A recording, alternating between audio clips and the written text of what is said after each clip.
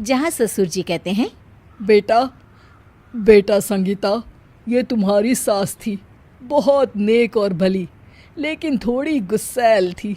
गुस्सा आने पर सब तहस नहस कर देती थी, पर अब ये इस दुनिया में नहीं है।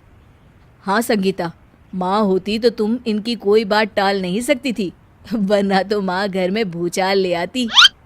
संगीता मन में खुश होती है कि अच्छा है कि ऐसी औरत अब इस घर में नहीं है, लेकिन दिखावे के लिए वो जैसे ही सास की फोटो के सामने हाथ जोड़कर खड़ी होती है, ये क्या?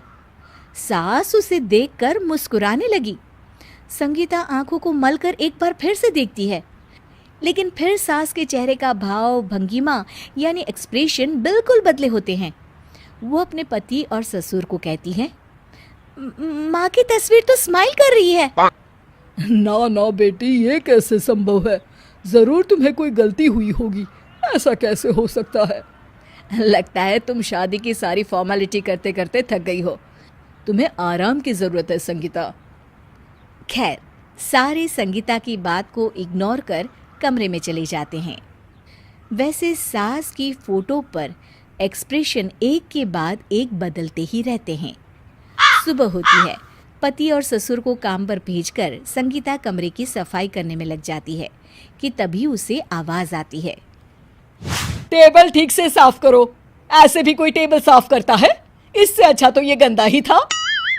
किसी औरत की आवाज़ सुन संगीता दंग रह जाती है और सोचने लगती है कि आवाज़ कहाँ से आई। आवाज़ को नज़रअंदाज कर वो फिर से अपना काम करना शुरू करती है, लेकिन इस बार तो आवाज़ बिल्कुल उसके कान के पास से आती है। मेरा घर है ये, जब तक मैं थी चमका कर रखती थी, हर एक चीज शीशे की तरह थी। तुम्हें तो ना सफाई आती है ना कुछ पता है। क्यों तुम्हें मेरे घर की जिम्मेदारी दे दी गई है? पता नहीं तुम में मेरे बेटे को क्या दिखाई दिया। मैं होती तो एक से बढ़कर एक लड़कियों की लाइन लगा देती। अब संगीता को समझने में देर नहीं लगी कि ये आवाज़ किसी और की नहीं बल्कि उसकी सास की है, जो दीवार पर टंगी है। वो उसके पास जाती है और कहती है, नमस्ते सासू माँ, मुझे तो कल ही लग रहा था कि दीवार में कुछ काला है। वो दीवार नहीं, दाल होती है पगली। सही पकड़े हैं सासू माँ। तो क्या हो गया आपको जो आप यहाँ भी चैन से नहीं बैठी हैं? सुना मैंने आपका व्यवहार काफी गुस्से वाला था। चुप रह तू, ज्यादा बकर बकर ना कर।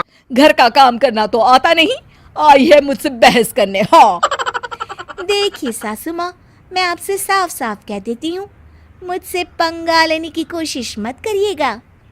तभी पीछे से संगीता का पति आता है। अरे संगीता, किससे बात कर रही हो? कौन है वहाँ?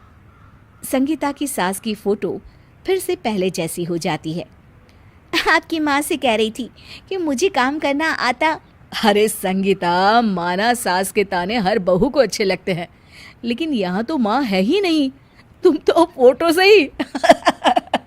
तुम भी लाजवाब हो संगीता।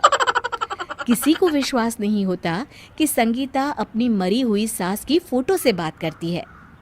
वहीं आए दिन संगीता की सास संगीता को किसी न किसी बात पर आते जाते ताने देती। संगीता को भी अब सास के तानों और उनसे बात करने की आदत हो गई। वो कभी खानदान की कहानी तो कभी तीज त्योहार कैसे मनाए या किसी व्यंजन की रेसिपी सास से ही पूछती। सारा दिन घर में अकेली संगीता की सास अब